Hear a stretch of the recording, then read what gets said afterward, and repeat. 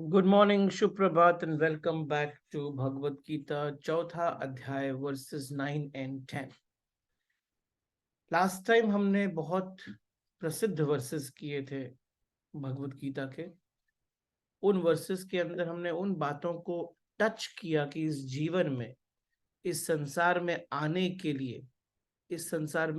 के लिए, यदि डिजायर एक बहुत बड़ा फ्यूल है, उसी तरीके से हमारा जो इंटरनल कनेक्शन है वर्ल्ड के साथ, वो भी एक बहुत बड़ा फ्यूल होता है। सो अगर हम अपने अंतःकरण को शुद्ध कर दें तो निर्वाण की प्राप्ति होती है। और शुद्ध अंतःकरण के साथ जिस समय परमात्मा एक नया रूप धारण करते हैं, उसको अवतार बोलते हैं। वो अवतार का जन्म करुणा से होता है, इच्छा से नहीं। तो हमने ये बातों का डिस्कशन किया और आज हम 9th और 10th वर्स में जाएंगे, जहां पर श्री कृष्ण ने स्वयं को परमात्मा का रूप बताते हुए, वर्णन करते हुए, किस तरीके से एक एनलाइटेंड और शुद्ध अंतःकरण कैसे श्री कृष्ण के साथ एकम होता है, उसकी बात की है। आज उसको हम डिटेल में समझेंगे, but before we start, let's start our day with meditation and prayer, and we'll begin. All right.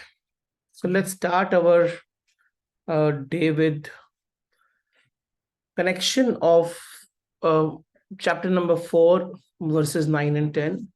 थोड़ा सा एक अलग एंगल है जो कि सडनली श्री कृष्ण ने लिया है, उसके ऊपर थोड़ी सी डिस्कशन करते हैं। वर्सेस 9 और 10 के पहले जो दो वर्सेस थे, दैट इज 8, 7 and 8, वो बेसिकली अर्जुन को रिस्पॉन्स था उनके क्वेश्चन का। और वो रिस्पॉन्स के अंदर उन्होंने बोला, मैं आया इसलिए क्योंकि धर्म की ग्लानि हुई, नहीं तो मैं आता नहीं। धर्म की ग्लानि ना होती तो मैं इस धरती पर नहीं आता। और धर्म की ग्लानि होने के कारण साधुओं की रक्षा के लिए और दुष्टों के नाश के लिए मेरा जन्म हुआ। अब इसका हमने बहुत डिटेल में डिस्कशन किया था। इसमें कोई साधु की फिजिकल रक्षा या फिर दुष्टों का फिजिकल नाश का कुछ क्वेश्चन नहीं है और पॉइंट भी नहीं है। इसके अंदर प्राइमरीली कॉन्वर्सेशन दुष्टता का नाश है और जड़ों का नाश है, जो कि आज के हर युग में ऐसा हुआ है। और हर युग के अंदर हमने साधुओं का भी देखा है और दुष्टों को भी देखा है। लेकिन वो युग जहां पर दुष्टता इतनी बढ़ जाती है कि साधुत्व का मीनिंग ही समाप्त हो जाता है, यानी कोई साधु बचता ही नहीं। जिसको लगता है वो साधु है, वो भी साधु नहीं है। वहां पर करुणावश से स्वयं परमात्मा अवतरण लेते हैं, अवतरित होते हैं। स्वयं परमात्मा अवतरित होते हैं वहां पर जहां पर कोई साधु नहीं बचता। और इनको एक एग्जाम्पल की फॉर्म में आकर उस केओस के अंदर, उस दुष्टता के वातावरण के अंदर उन्हें धर्म को रीएस्टैब्लिश करना होता है, जैसे हमने पूरी महाभारत में देखा, जैसे कुरुक्षेत्र पे देखा। उसी कुरुक्षेत्र में बात करते करते श्री कृष्ण अब चैप्टर नंबर 4 वर्स नंबर 9 का उच्चारण करते हैं। वो कहते हैं, जन्म कर्म च मे दिव्यम एवं यो वेति तत्वतः तत्व का देहम पुनर्जन्मम नैति ममेति सो अर्जुन। मतलब, हे अर्जुन, मेरा ये जन्म और कर्म दिव्य अर्थात अलौकिक है। एक्सप्लेन करूंगा। मेरा ये जन्म और कर्म, मेरा ये जन्म और कर्म दिव्यम एवं दिव्य अर्थात अलौकिक है। इसी प्रकार इसी प्रकार जो पुरुष तत्व को जानता है, यानी कि अपने वास्तविक शाश्वत को जानता है, वो शरीर को त्याग कर फिर जन्म को प्राप्त नहीं होता है। जो मनुष्य तत्व को जानता है, तत्ववक्ता देहम पुनर्जन्म नैति, वो जन्म को प्राप्त नहीं होता है। मामेति सह अर्जुन, वो मुझको प्राप्त हो जाता है। हे अर्जुन, मामेति ही सो अर्जुन, वो मेरे शरीर को प्राप्त होता है। अब इसमें ना दो तीन बातें बहुत डिटेल में बोली गई हैं, दो कुछ शब्द हैं। पहली बात, मेरे शरीर को प्राप्त हो, बहुत बड़ी बात है। मेरा जन्म और कर्म दोनों अलौकिक, उसका क्या अर्थ है? जीवन, आपका जो भी जीवन है वो डुअलिटी में चलता है। हर एक चीज इस संसार में डुअलिटी में ही चलती है, विपरीत के साथ ही मौजूद है। अंधेरा है तो साथ में प्रकाश जुड़ा हुआ है, जन्म है तो साथ में मृत्यु जुड़ी हुई है।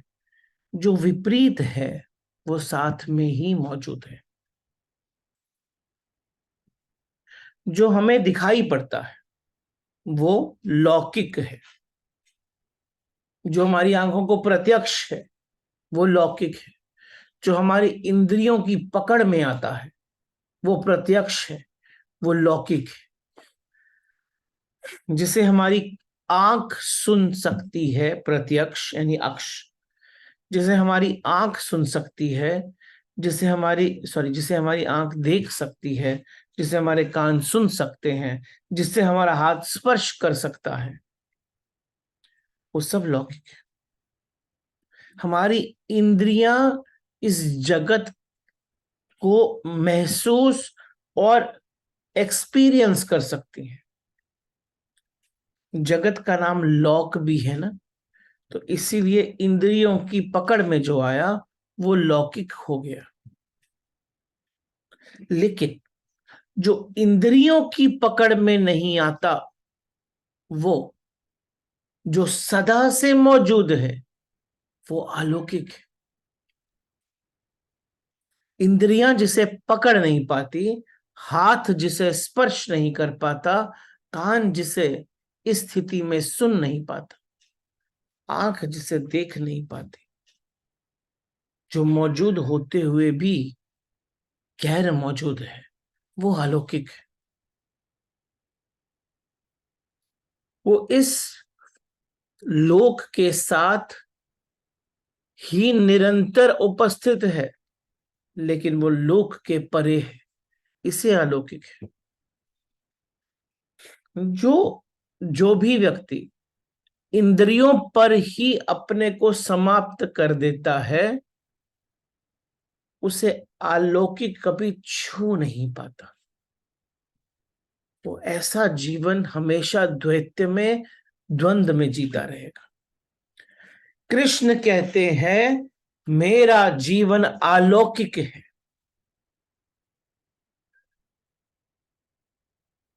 अब अगर ध्यान से देखें तो आपका, मेरा, हमारा जीवन अलौकिक नहीं है क्या? जीवन तो सभी का अलौकिक होता है। जीवन तो सभी का अलौकिक होता है।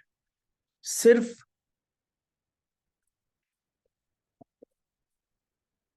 जन्म और मृत्यु लौकिक होती है, जीवन तो अलौकिक ही होता। शरीर में जीवन है, लेकिन शरीर जीवन नहीं है। ये थोड़ी सी गहन बात है। शरीर में जीवन है, लेकिन शरीर जीवन नहीं है। फूल में सौंदर्य है, लेकिन सौंदर्य फूल नहीं है। दिए में ज्योति है, लेकिन ज्योति दिया नहीं है। जीवन भी, हमारा जीवन भी जन्म और मृत्यु के दो तटों के बीच में बहती हुई धारा है। दो तट ना होंगे, धारा दिखाई पड़नी बंद हो जाएगी, लेकिन धारा रहेगी। तट धारा नहीं है। शरीर उस अलौकिक को प्रकट करने का साधन है। संसार उस अलौकिक की एक खिली हुई प्रतीति है, खिला हुआ फूल है। जीवन तो सभी का अलौकिक है, लेकिन कृष्ण जोर देकर कहते हैं मेरा जीवन अलौकिक है। क्या कारण है? जीवन तो सभी का अलौकिक है, फिर कृष्ण जोर देके ये क्यों कह रहे हैं कि मेरा जीवन अलौकिक है? वो इसलिए कह रहे हैं कि जिस दिन आप अपने भीतर उस अलौकिक जीवन को देख लोगे, उस दिन कृष्ण से भिन्न नहीं रहोगे। उस दिन जीवन उसका भी उतना ही अलौकिक हो जाएगा जितना कृष्ण का है, क्योंकि जीवन रहेगा ही नहीं, परमात्मा का हो जाएगा। जैसे ही बूंद ने यह जाना कि वो सागर ही है, जैसे ही व्यक्ति ने जाना कि मेरे भीतर कुछ है जो असीम है, वैसे ही वो व्यक्ति नहीं रह जाएगा, वो असीम हो जाएगा। असीमता आपकी एक बहुत बड़ी असीमता आपकी एक बहुत बड़ी प्रॉपर्टी है, जिसे आपने सीमा में बंद कर दिया है। श्री कृष्ण उस असीम की तरफ कहते हुए कह रहे हैं मेरा जीवन अलौकिक है। जो भी अलौकिक के दर्शन कर लेता है वो मुझे उपलब्ध हो जाता है। इसलिए वो कहते हैं मरकर वो व्यक्ति नए जन्म को नहीं उपलब्ध होता, वो मुझे उपलब्ध हो जाता। जन्म का अर्थ है बूंद अभी भी बूंद ही है और अपने को बूंद ही मानती है। सीमा में बांध कर ही खुद को देखती। और ना जन्म का अर्थ है बूंद अभी अपने को सीमा में नहीं बांधती, ट्रांसेंड हो गई सीमा से। ये एक बहुत बड़ी गहन अनुभव की बात है, बहुत गहन अनुभव की बात है। आपका शरीर, मेरा शरीर, या किसी के भी मनुष्य का शरीर या पशु का शरीर जो आपके आसपास है, वो सभी शरीर उस अलौकिक के वस्त्र की तरह है। अब ये बात तो श्री कृष्ण ने चैप्टर 2 में भी कही थी और वापस कह रहे हैं, क्योंकि सत्य तो वही है।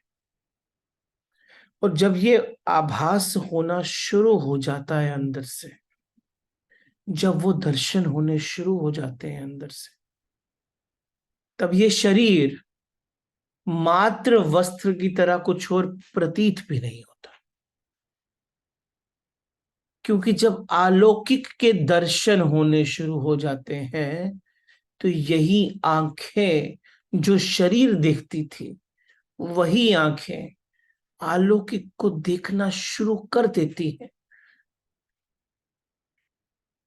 ये ऐसा अंदर ऐसी वीणा बजती है कि यही कान जो पक्षियों में चहचहाना सुनते थे, वही कान, वही कान एक शांति में ओम की ध्वनि सुनते हैं, अनहद अनहद को सुनाई देते, अलौकिक वास्तविक सत्य है, सत्य है, वही सत्य है, वही सत्य है, वही प्रकाश,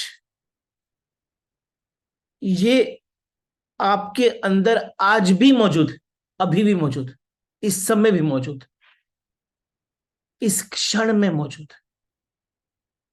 हम अपने आप को आंख बंद करके जीवन जीना चाहते हैं, इसलिए जीते हैं।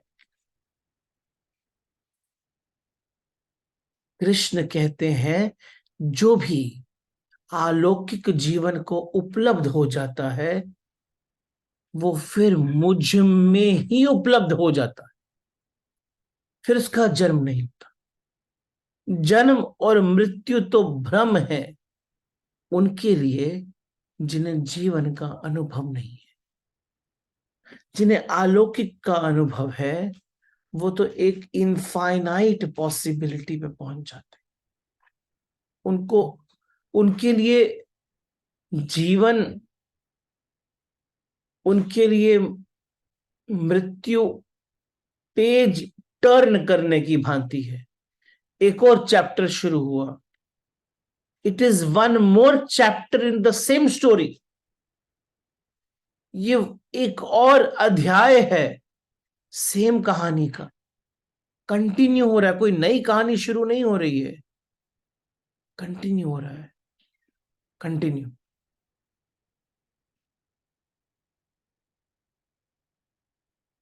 आपको किनारों का पता लगना शुरू हो जाएगा जैसे ही अलौकिक के दर्शन हो जाए।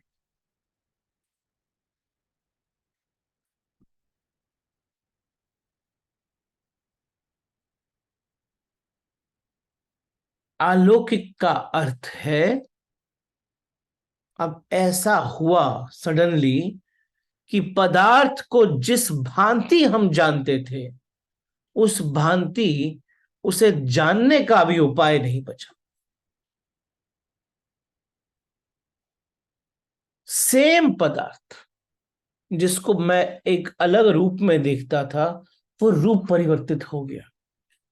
रूप तो परिवर्तित नहीं हुआ, मेरी दृष्टि परिवर्तित हो गई। इसीलिए वो जो फ्रेज है जैसी दृष्टि वैसी सृष्टि, वो बहुत इंपॉर्टेंट है, क्योंकि जो आप देख रहे हो वो जो है उस पे डिपेंड नहीं करता है। जो आप देख रहे हो वो सिर्फ उस पे डिपेंड करता है जो देख रहा है, जो देख रहा है। अगर जीवन को इसी तरह खोजेंगे तो हम पाएंगे कि जो आज हम देख रहे हैं वो सिर्फ परिणाम देख रहे हैं। मूल तो ऐसा है जो दिखता ही नहीं। शरीर तो परिणाम है उस मूल का। कैसा शरीर मिला, उस शरीर में हमको किस प्रकार की भ्रांतियां हुई, उस शरीर के अंदर हमको किस प्रकार का दुख मिला, वो सब उस मूल पर ही आधारित। हम अदृश्य नहीं देख पाते। हम तो पत्ते देखते हैं, फूल देखते हैं, फल देखते हैं, शाखाएं देखते हैं। वो जो अदृश्य है जो इन सबको प्रकट करता है उस अदृश्य का नाम अलौकिक है। और इस अलौकिक को जो पुरुष जान लेता है, कृष्ण कहते हैं वो फिर शरीर में जन्म नहीं लेता। क्यों? क्योंकि वो विराट शरीर के साथ एक हो जाता है, एक विराट शरीर के साथ एक हो जाता है। फिर उसे छोटे छोटे शरीरों में जन्म लेने की जरूरत नहीं रहती। वो फिर मेरे साथ एक हो जाता है। यहां जब श्री कृष्ण कहते हैं मेरे साथ, तो उनका अर्थ है अस्तित्व के साथ। It is like one with the existence. वो जो समस्त अस्तित्व है उसके साथ एक हो जाना। फिर उसे अलग अलग छोटे छोटे घर बनाने की जरूरत नहीं रहती।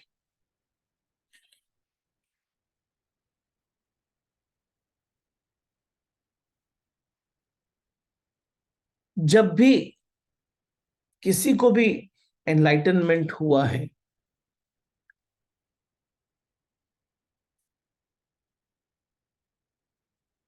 उसकी दृष्टि परिवर्तित हुई, बहुत अलग प्रकार की परिवर्तन में आई। जीसस क्राइस्ट एनलाइटेंड स्टेट में थे। उन्होंने कहा, I am God, I am divine, son of God. लोगों ने कहा, everybody is son of God, son of God means I am part of him. लोगों ने ऐसी भाषा कभी सुनी नहीं। उन्होंने कहा, ये तो अपने को परमात्मा बताता, ईश्वर का पुत्र बताता। बहुत अहंकारी, समझ नहीं पाए क्या बोल रहे हैं। जीसस को सुनने वाले पहली दफा ये बात सुन रहे थे, मैं परमात्मा हूं, मैं दिव्य हूं, मैं डिवाइन हूं। ये तो अहंकारी भाषा लगती थी, तो सूली पे लटका दी। हमने ये बात बहुत बार सुनी है। उपनिषदों में बोला गया है, अहम ब्रह्मास्मि। वेदों में बोला गया है, शिवोहम शिवोहम। शंकराचार्य जी ने बोला है। तो जब श्री कृष्ण ने ये बात कही, तो हमारे लिए कोई नई नहीं थी। लेकिन हमने भी एक भूल को पकड़ ली। हमने कहा, ये आदमी भगवान है, इसकी पूजा करो। अब सूली पे लटकाओ या पूजा करो, दोनों में ही भूल है। भूल अलग मानने में। जीसस का भी मतलब यही था कि जिस दिन तुम जानोगे, उस दिन तुम कौन हो, जिस दिन तुम जानोगे तुम कौन हो, तब तुम जानोगे कि तुम भी परमात्मा। कृष्ण का मतलब भी यही है कि अगर तुम खोजोगे, झांकोगे, डिस्कवर करोगे, एक्सपीरियंस करने की कोशिश करोगे, तो तुम पाओगे कि तुम भी परमात्मा। मैं सिर्फ तुम्हारी संभावनाओं, तुम्हारे पोटेंशियल का एक सिंबल। मैं तो सिर्फ वो एक आहट हूं जो तुम्हें सुनाई पड़ रही है कि ऐसा भी होता है। मैं तुम्हारी पोटेंशियल, तुम्हारी संभावनाओं की एक सूचना हूं। I am just one symbol. मैं तुम्हारी पोटेंशियलिटी की तरफ बोलता हूं कि तुम जो हो सकते हो, मैं उसका प्रतिनिधि हूं। इस बात को ठीक से समझ लो, प्रतिनिधि हूं। जितने भी गॉड्स, एनलाइटेंड बीइंग्स दरवाजे खुले आए, उनके थ्रू झांक कर आप स्वयं परमात्मा को एक्सपीरियंस कर सकते हो। इसका मतलब ये नहीं है कि वो ही परमात्मा है। इसका मतलब सिर्फ ये है कि वो एक ऐसा दरवाजा है जो खुल गया है और अभी मेरा बंद है। क्योंकि बंद है, तो मुझे उस शरीर में परमात्मा दिखता है। इसका मतलब ये नहीं है कि वो शरीर परमात्मा, वो शरीर के थ्रू, वो खुला हुआ शरीर है। उसमें कोई भी अड़चन नहीं है, उसमें कोई भी अहम नहीं है, उसमें कोई भी अहंकार नहीं है। उसमें भी कोई अहंकार नहीं। तो जब वो मैं बोलता है तो वो शरीर बोलता ही नहीं। कृष्ण जैसे व्यक्तियों के भीतर मैं बचता ही नहीं। बच गया तो गीता बेकार हो जाएगी ना, फिर गीता पैदा कैसे होगी। कृष्ण बार बार मैं शब्द का प्रयोग करते हैं। जब वे मैं का प्रयोग करते हैं तो हम ये ना समझ लें कि वो स्वयं की बात कर रहे हैं। कृष्ण जब कहते हैं मैं, तो उनके मैं में सारे के सारे तू भी समाये हुए हैं। जब वो कहते हैं मैं, तो उस मैं के अंदर पूरा संसार समाया हुआ। वो उसको सिंबॉलिक तरीके से बोलते हैं। वो उसके प्रतिनिधि हैं, उसके वो स्पोक्स पर्सन। लेकिन जब हम कहते हैं मैं, तो हमारे मैं में सब तू अलग है। तो यही फर्क है दो मैं के बीच में। दो है तो मैं ही, एक मैं में सब तू समाये हैं और दूसरे मैं में सब तू अलग है। कृष्ण के मैं में तू इंक्लूसिव है, हमारे मैं में तू एक्सक्लूसिव है, बाहर है। हम जब बोलते हैं मैं, तो हम दूसरे से फासला बना लेते हैं। लेकिन श्री कृष्ण जब बोलते हैं मैं, तो वो तू को अपने में समा लेते हैं। उनका मैं इतना बड़ा है कि उस मैं में बाहर और कोई है ही नहीं। और हमारा मैं इतना छोटा है कि उस मैं में भीतर हमारे सिवाय कोई और है नहीं। और इस फर्क में ही लौकिक और अलौकिक का डिफरेंस क्रिएट हो जाता। यहीं पर डिफरेंस क्रिएट हो जाता। तो इसी बात पर जब श्री कृष्ण ने कहा कि जन्म कर्म च में दिव्यम एवं यो वेति तत्ववतः तत्वक्तः देहम पुनर्जन्म नैति मामेति स अर्जुन। तो मतलब यही था कि जब मेरा जन्म और कर्म दोनों अलौकिक है, वैसे ही जिस जिस जिस ने उस अलौकिक को जाना, वो पुनर्जन्म नहीं लेता, मुझ में प्राप्त हो जाता है।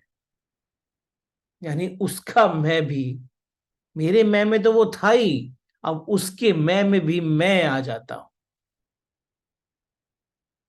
मेरे मैं में तो वो था ही, लेकिन उसका मैं भी अब मुझ में समा जाता है और मैं उसके मैं में समा जाता हूं।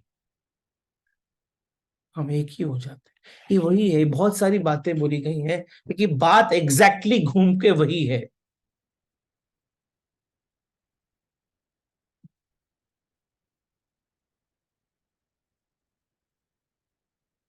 कि हम सब एक हैं। वो एकम का अनुभव हमको होता नहीं है, बस वही फर्क है।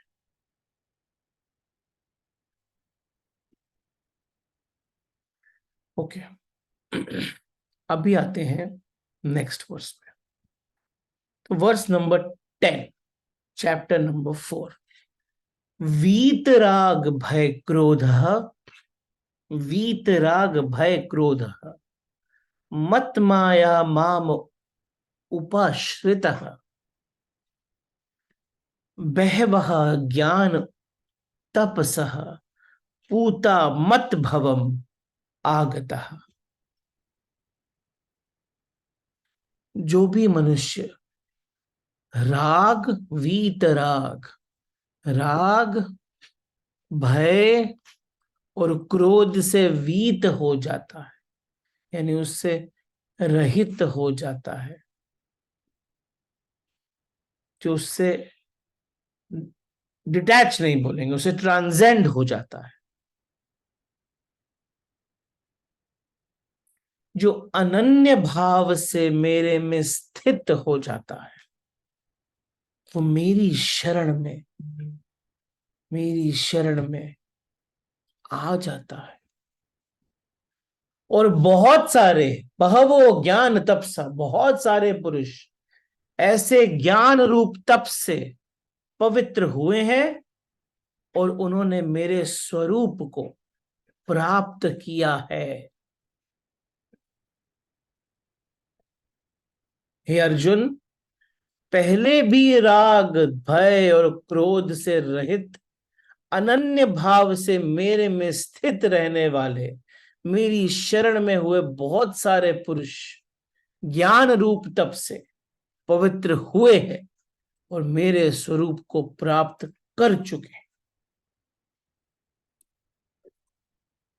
ये तो क्लियर आवाहन है, मेरे स्वरूप को प्राप्त कर चुके हैं, मेरे हुए हैं।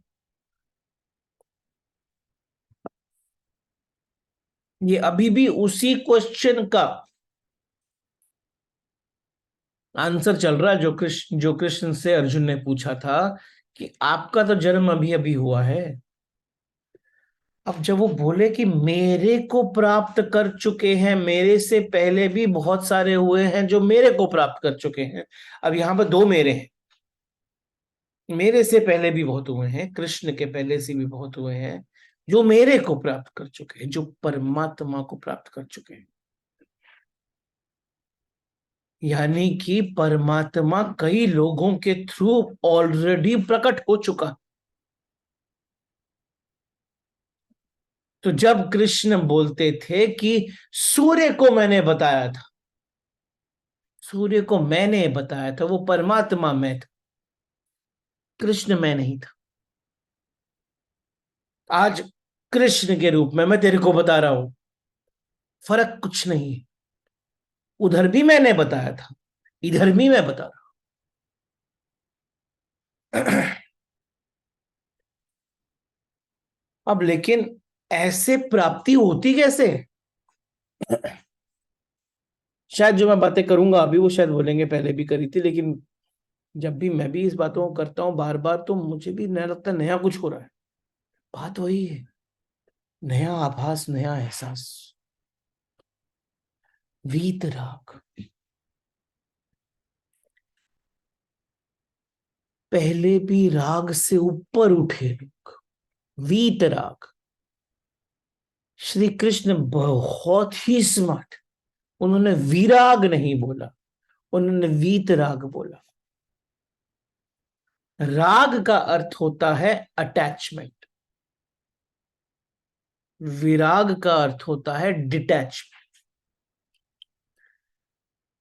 लेकिन अटैचमेंट और डिटैचमेंट दोनों ही अटैचमेंट है। एक अटैचमेंट है वस्तु के लिए और डिटैचमेंट है वो अटैचमेंट वस्तु के ना लिए।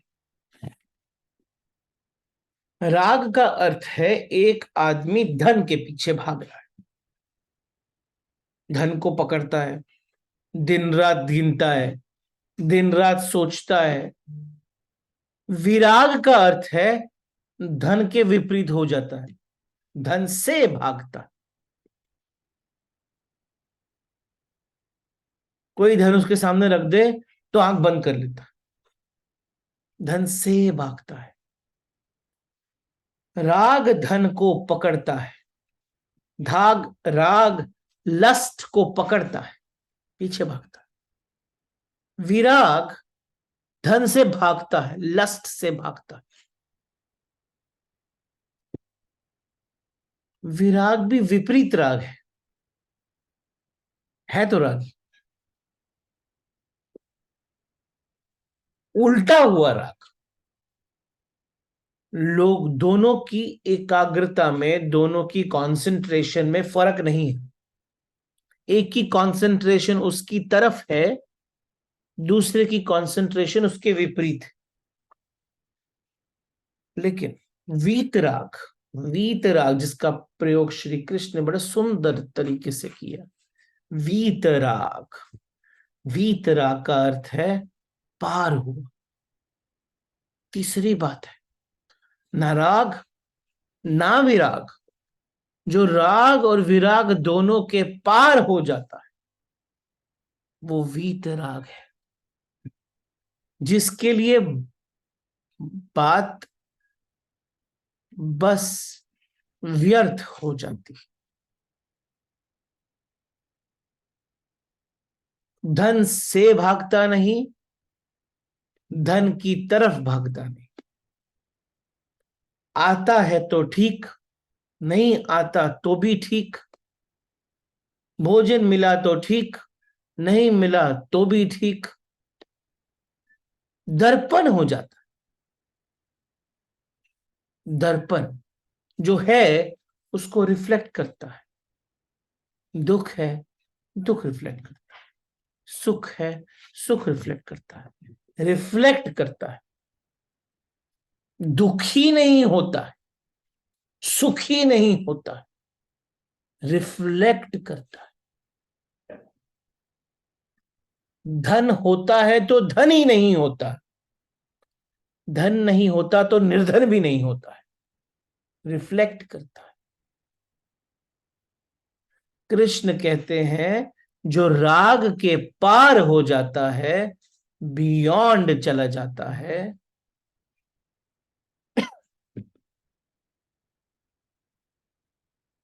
वो वीत राग को उपलब्ध होता है बियॉन्ड अटैचमेंट।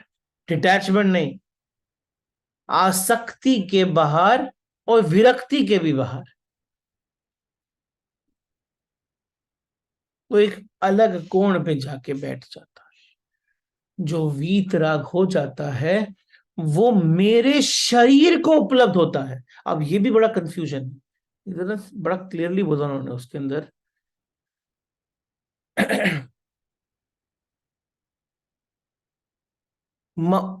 मत मया माम उपाश्रिता, पूर्ण रूप से मेरे में आश्रित हो जाता है, वो मेरे शरीर को प्राप्त करता है। शरीर को कैसे प्राप्त करेगा? आत्मा को प्राप्त करना चाहिए, शरीर को क्यों प्राप्त करेगा? ये क्या बोला उन्होंने? जो राग के पार हो जाता है वो मेरे शरीर को उपलब्ध होता है। समझेंगे, बहुत बड़ी बात बोली।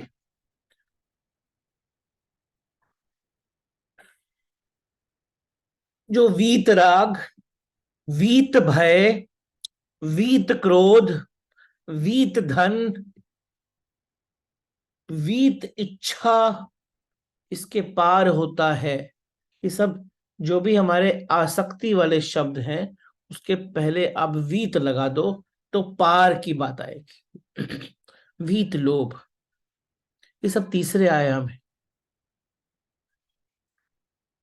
हमारे संसार में भी, एजुकेशन के अंदर भी जो समानार्थी और पर्यायवाची है उसमें वीत का शब्द का प्रयोग नहीं हुआ है, वी का प्रयोग हुआ है। राग विराग, आसक्ति विरक्ति,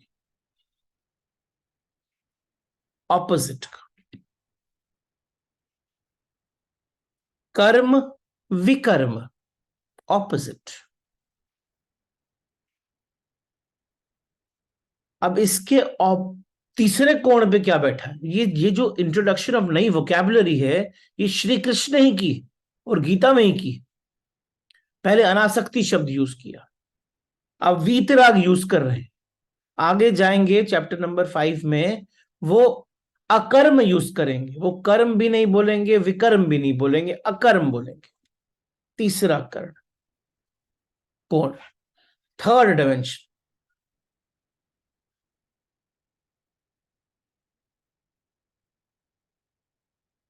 वो डायमेंशन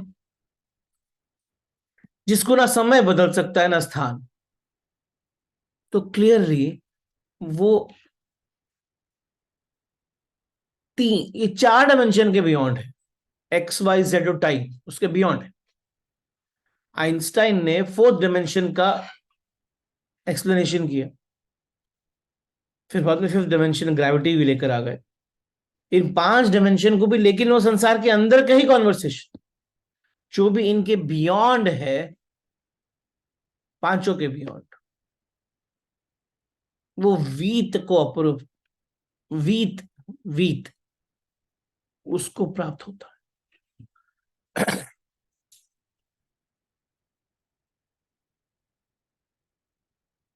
लेकिन ये जो तीसरा आयाम है, वो जगत में रहते हुए प्राप्त होता है, उसके मृत्यु के बाद प्राप्त नहीं होता है।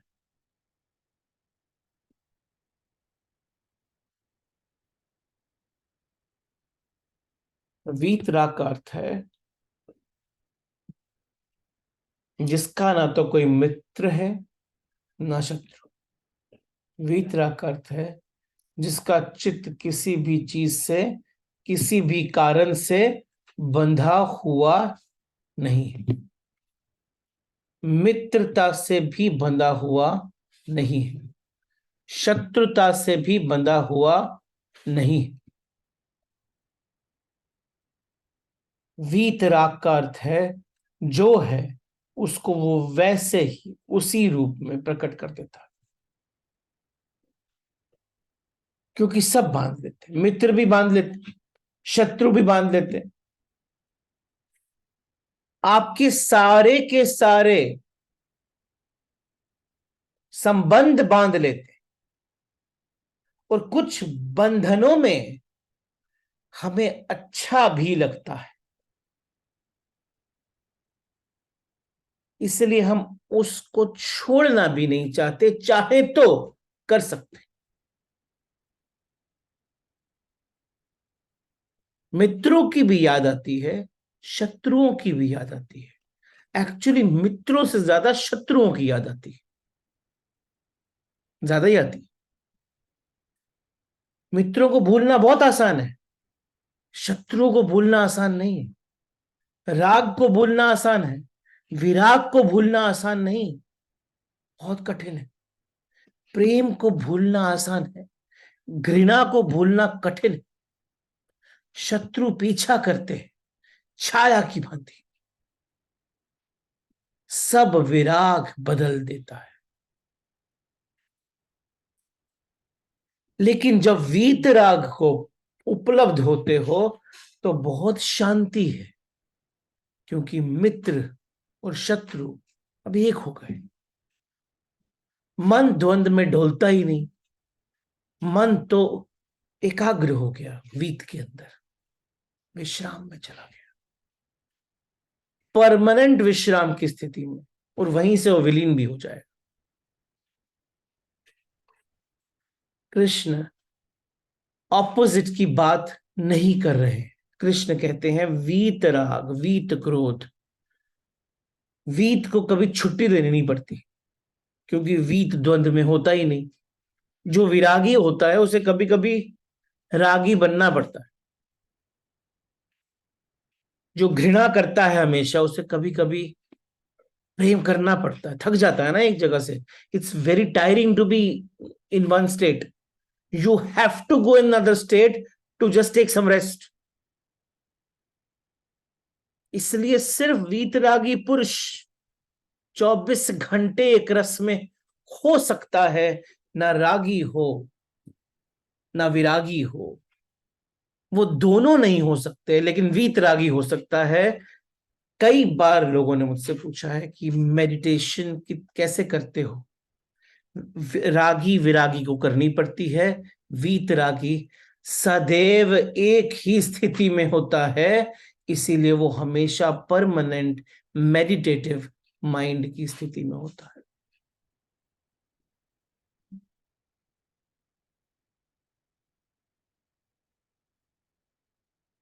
कहीं से भी सागर के बूंद को चख लो, पानी का स्वाद वही है वीतरागी।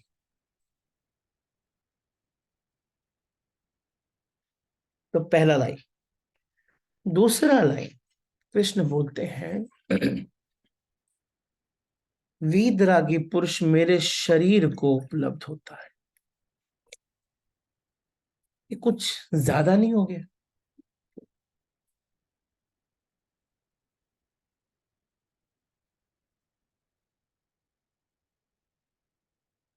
मेरे में समा जाता है।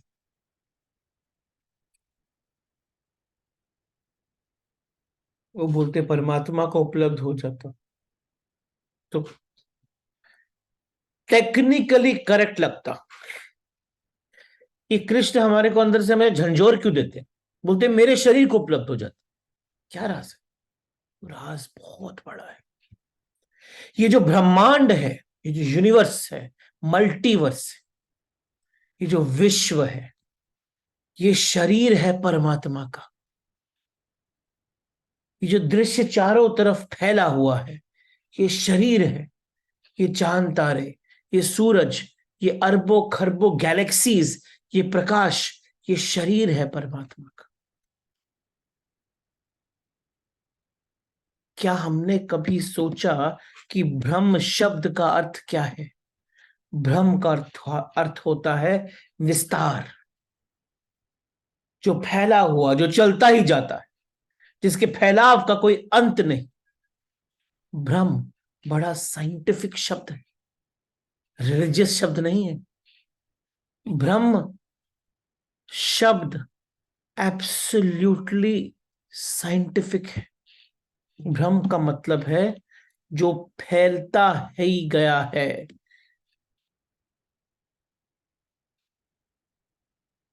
उपनिषदों में गॉड को एक्सप्लेन किया है।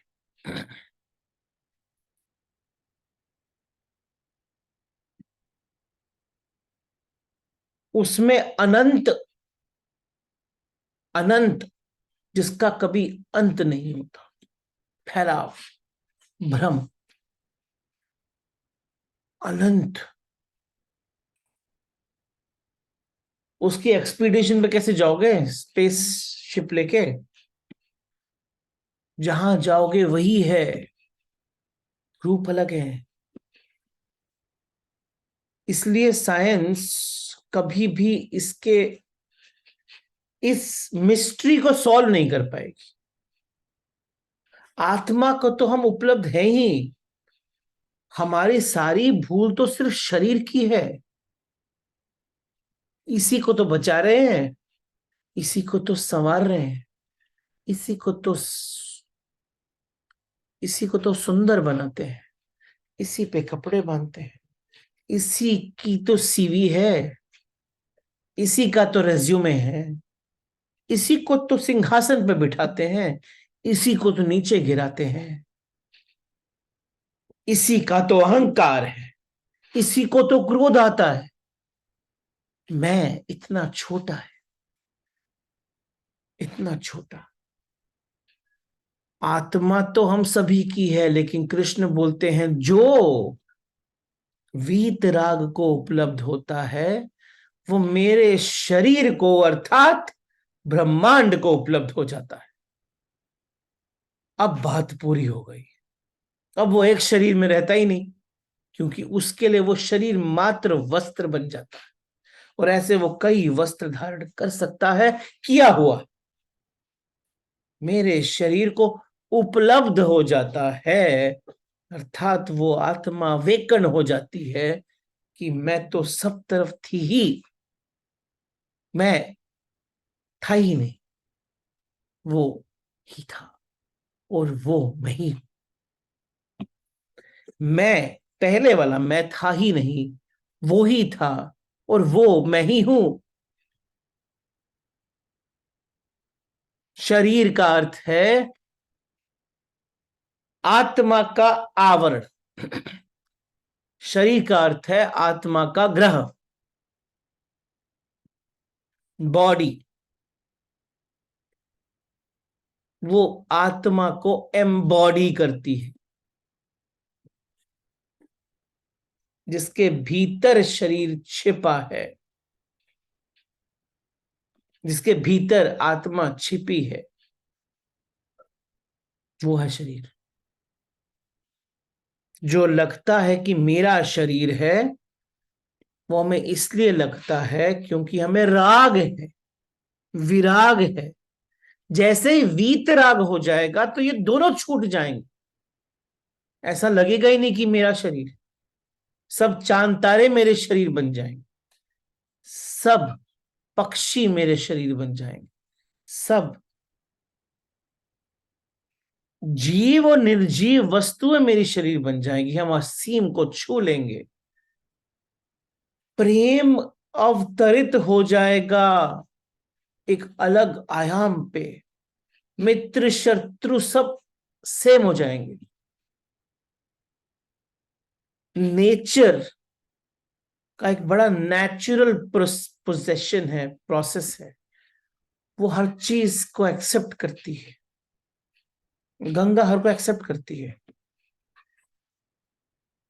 पापी आया पानी पिया, गंगा ने कहा पी।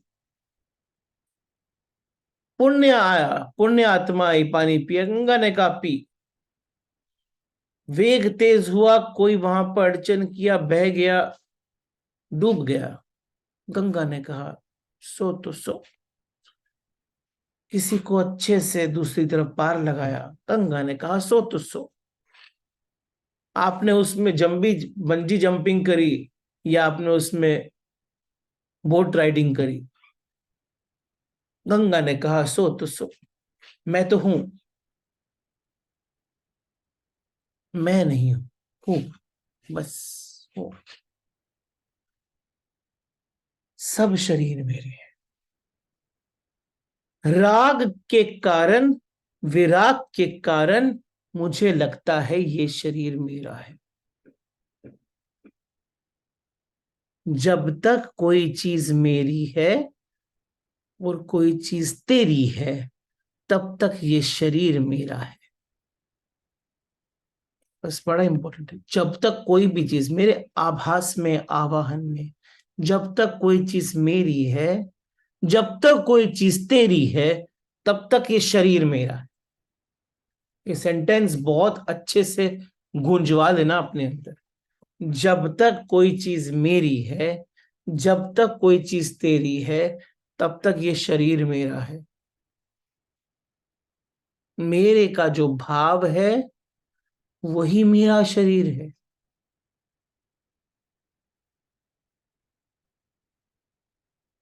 और जिस जिस परिवेश तक मेरा है वो मेरा शरीर है। जिस बाउंड्री के बाद तेरा हो गया वो मेरे शरीर के बाहर हो गया। जब वीतराग को प्राप्त होते हो तब कुछ तेरा बचता नहीं है।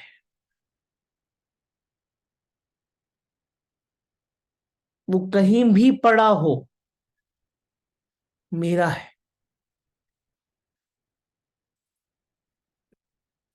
हमारा शरीर समाप्त कहाँ होता है? वहीं जहां मेरा समाप्त होता है।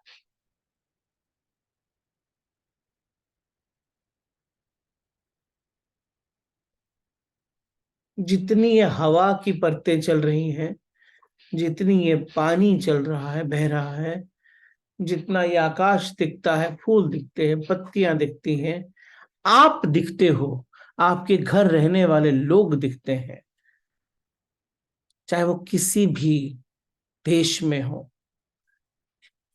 जब तक वो तेरा मेरा है तब तक शरीर है।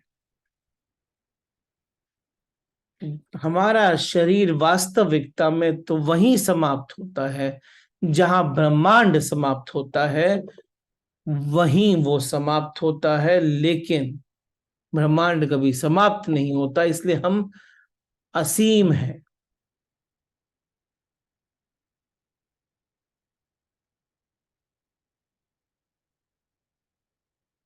सत्यम ज्ञानम अनंतम ब्रह्म। अब ध्यान से समझना इसको। जब सब मेरा है तो सत्य असत्य गायब हो जाता है, तो इसलिए सत्यम। जब सब मेरा है तो ज्ञान वैसे ही उपलब्ध हो गया ना। मुझको मेरे शरीर का ज्ञान है, जैसे इस समय जब सब शरीर मेरे हो गए तो सब ज्ञान मुझे उपलब्ध हो गए। सत्यम ज्ञानम। और वो कभी समाप्त नहीं होगा, अनंतम ब्रह्म। गॉड का बेस्ट पॉसिबल डेफिनेशन, सत्यम ज्ञानम अनंतम ब्रह्म।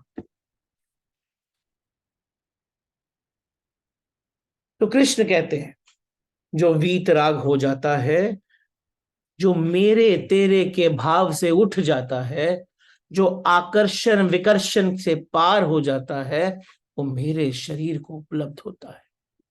मेरे शरीर का अर्थ है समस्त ब्रह्मांड उसका शरीर बन जाता है। और जब सब ब्रह्मांड उसका शरीर बनता है, तब तभी हमें ब्रह्म का पता चलता है कि हम कौन है, मैं कौन हूं।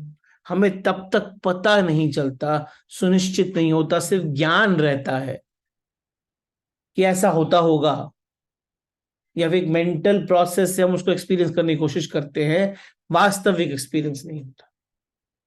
इसलिए कृष्ण का कहना है कि मेरे शरीर को उपलब्ध होता है। कितना करेक्ट बोला। और अर्जुन से वो कहते हैं कि तुझसे जो मैं कह रहा हूं, उससे पहले भी जिन जिन पुरुषों ने वीतरागता पाई, वे मेरे शरीर को उपलब्ध हुए थे, वो मेरे साथ एक हो चुके हैं, वो भी बोल रहे हैं।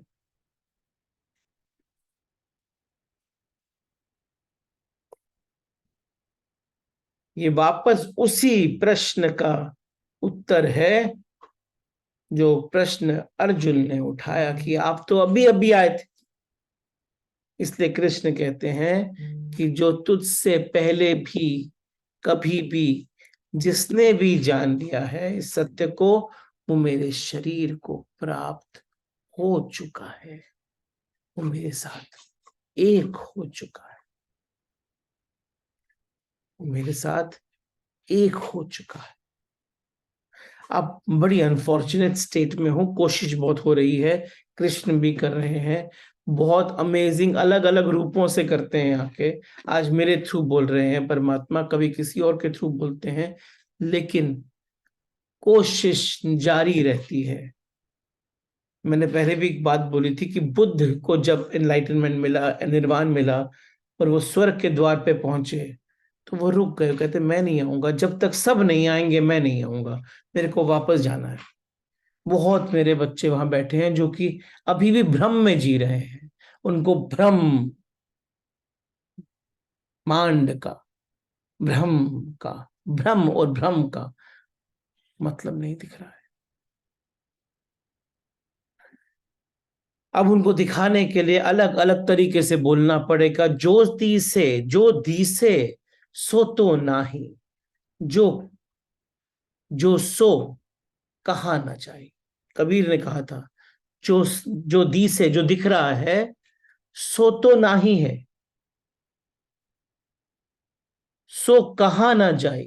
है जो सो कहा ना जाए। वापस बोलता हूं, जो दी से सो तो नाही, है सो कहा ना जाए। जो दिखाई देता है वो है नहीं, और जो है वो बयान के बाहर।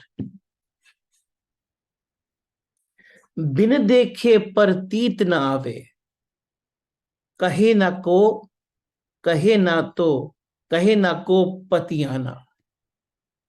बिन देखे प्रतीत न आवे, कहे ना को पतियाना। बिना देखे विश्वास नहीं होता, और जैसा वर्णन किया जाता है वो विश्वास करने योग्य नहीं होता। बिना देखे प्रतीत न आवे, आवे कहे नको पतियाना। समझा होए तो शब्द, चिन्ही अचरण होए अयाना।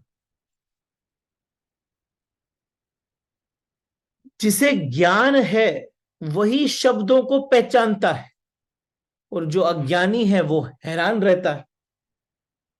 समझा होए तो शब्द, चिन्ही अचरज हैरान हो जाना, होए Ayana.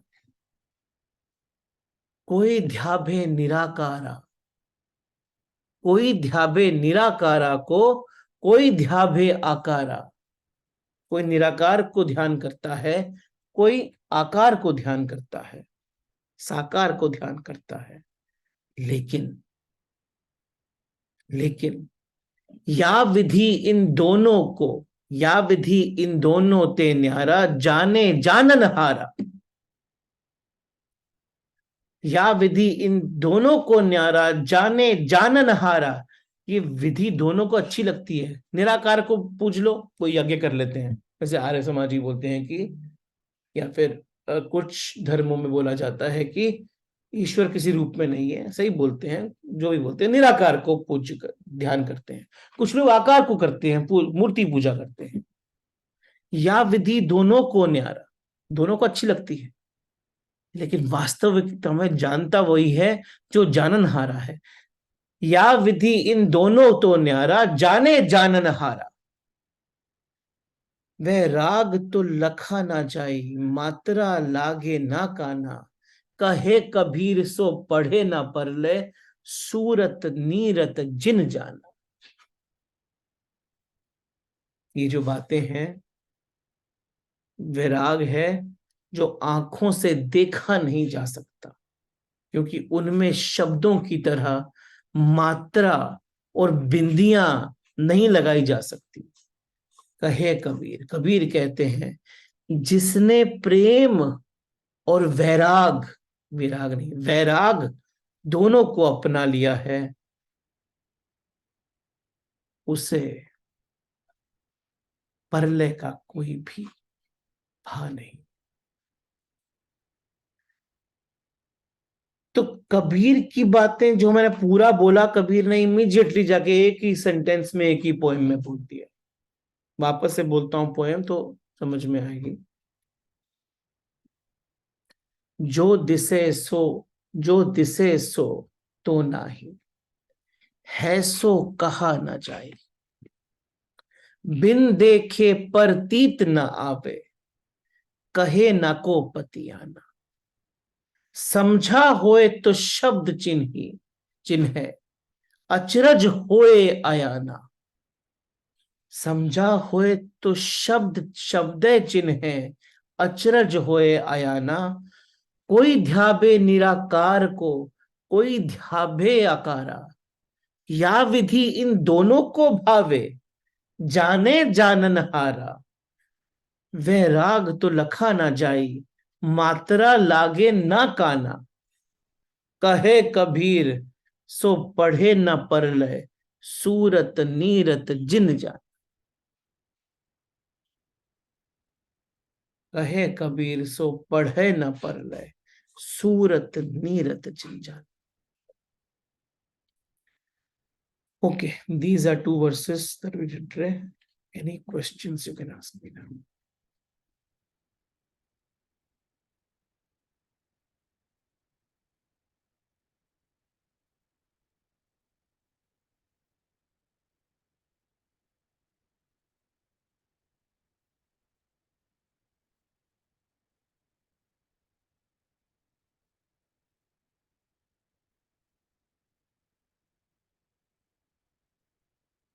No questions?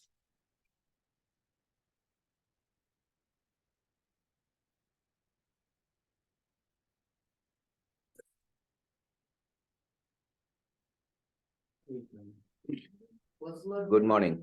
Good morning. A very good session out. Can you just explain the last stanza of Kabir, which was there? Again, repeat if you can repeat that part. Which part you want me to repeat? The last Kayat Kabir, No, before. prior to that, so the last stanza of. क्या विधि इन दोनों को न्यारा, Yeah. जान। इसका Yeah. मतलब, हम कुछ लोग आकार को की पूजा करते हैं, निराकार की पूजा करते हैं। Right. देखा जाए ना, जो मैंने उस ऊपर एक्सप्लेन किया था ना, कि हम एक ने जीसस को सूली पे चढ़ा दिया, पूजा में लगा दिया, दोनों को अलग कर दिया ना। हमने दोनों स्टेट्स में अलग कर दिया। इन्होंने अलग फॉर्म में कहा, इन्होंने कहा कुछ लोग मूर्ति पूजा करते हैं, कुछ लोग निराकार की पूजा करते हैं। Right. लेकिन कोई ध्याबे निराकारा को, कोई ध्याबे आकारा। या विधि इन दोनों को न्यारा, इन दोनों ते न्यारा, जाने जानन हारा। लेकिन जो जानता है वही जानता है। Okay. दोनों की जरूरत नहीं पड़ती। Okay. वे राग तो लखा ना जाए, मात्रा लागे ना काना, मतलब मात्रा लिखते हैं ना, मात्रा बिंदी, हम्म। तो जानना है मैंने, वो लिख नहीं सकते। वे अच्छा। राग तो लखा ना जाए, मात्रा लागे ना काना।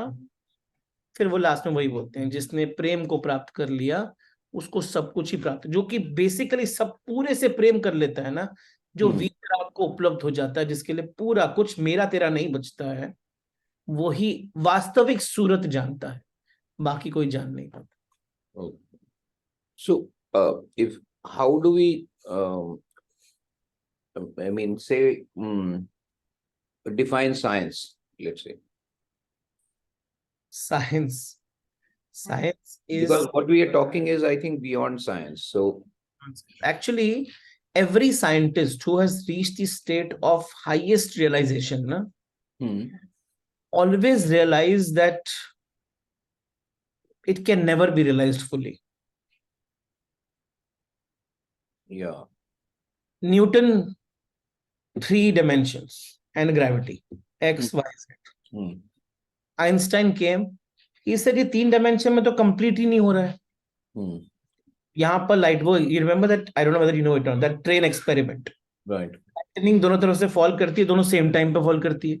hmm, अगर अगर न्यूटन के लॉ सही है तो कुछ तो गड़बड़ हो रहा है। And there he said light की स्पीड कांस्टेंट है और टाइम बेंड हो जाता है।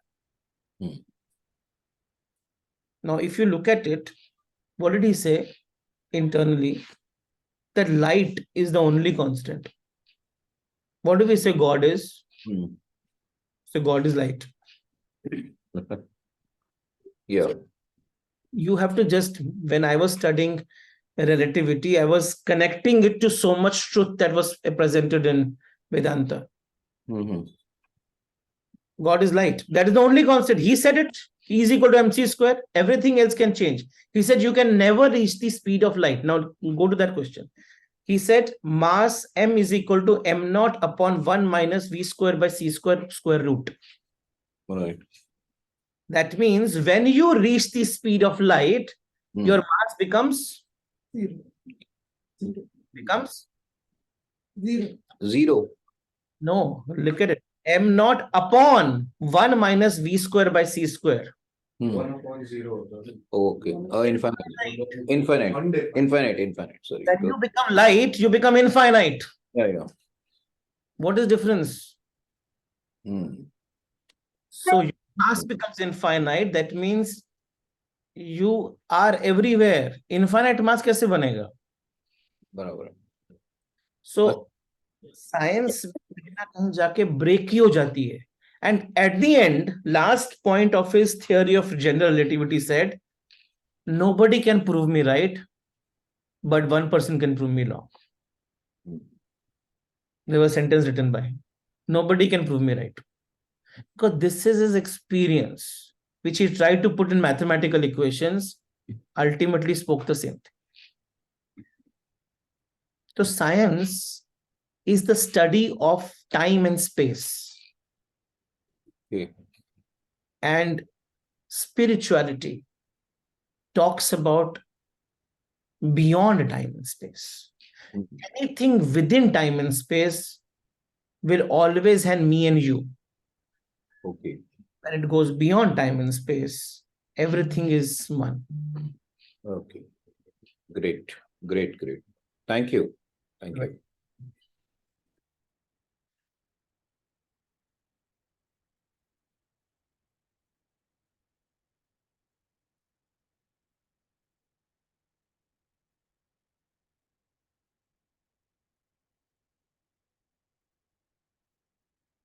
Okay, I think no questions. So let's take.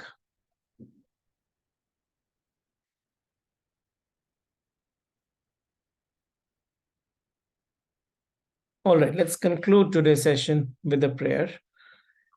And I'll see you next time. I think now it's the Diwali time, so I'll see you post Diwali.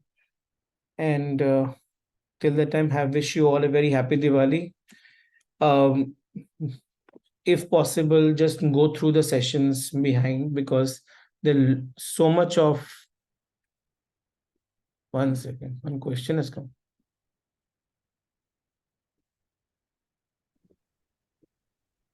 Rohit, wish you all a very, very happy Diwali too. Same to you. Thank you. Yeah. And question अभी इतना properly नहीं mind चल रहा, but I was thinking if I am a drop and मुझे ocean को feel करना है, समझना है, जानना है, किनारा तो है नहीं, अनंत है, बस क्या है, और अंदर अंदर अंदर डूब जाओ, तुम वही हो, कैसे अपने आप को बता दो बस कि आप you are that little drop is it's the ocean, that's all. Drop is the ocean. Actually, डूबना नहीं है, सिर्फ उसका स्वाद लेना है. स्वाद भी क्या लेना है, आप तो वही हो ना, क्या what will you taste, you are that only. Correct. तो उसका स्वाद लेने का मतलब ये होता है कि किसी को भी इस दुनिया में अलग नहीं मानना. किसी को भी. अब वो मानना और जानना में डिफरेंस, एक गैप हो जाता है ना. मानना और जानना का गैप है. वो मानने और जानने के गैप में ही सारा गड़बड़ हो जाती है. कभी किसी डिवाइन मोमेंट पे फील भी होता है, बट देन नॉर्मल रूटीन में फिर आप कहीं इन्वॉल्व हो जाते हो फिर तेरे मेरे में, या अपने रूटीन, या व्हाटएवर, मतलब नॉट रियली ऐसे तेरा मेरा भी नहीं, बट यस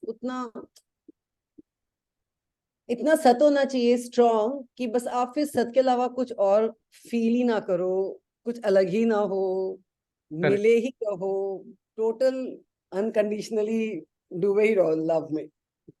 दैट्स ट्रू. तो वो अल्टीमेटली घूम फिर के प्यार ही है जो कि लास्ट है, और कुछ बचता ही नहीं है. तो जो अभी just now as you said कि गॉड इज लाइट, तो बेसिकली, और and of course bliss and love, so we just say different words, but God is love, light and bliss, and you are वही है, बस कुछ और है ही नहीं एक्चुअली. तो and you are God. God is light बोलते ही हमने उसको अलग कर दिया अपने से, अलग कर दिया. या so it's like I am light, I am love and I am bliss. Correct. And that I is not you. अहंकार वाला आई नहीं, कृष्णा वाला आई. वाला आई भी नहीं. इट इज परमात्मा. कृष्ण भी हमारी तरह ही तो थे. हमारी तरह नहीं थे. वहीं पर अब उससे आपको ऊपर उठना है थोड़ा सा. वहीं से उठना है, वहीं से शुरुआत होगी, क्योंकि वो हमारी कुछ धारणाओं को टच कर देता है. ठीक. Okay. Thank you. Have a great Diwali, all everyone. I mean, all in the group too. And yes, looking forward for a great time. Thank you. Thank you.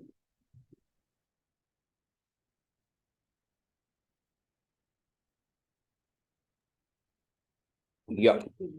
Yes.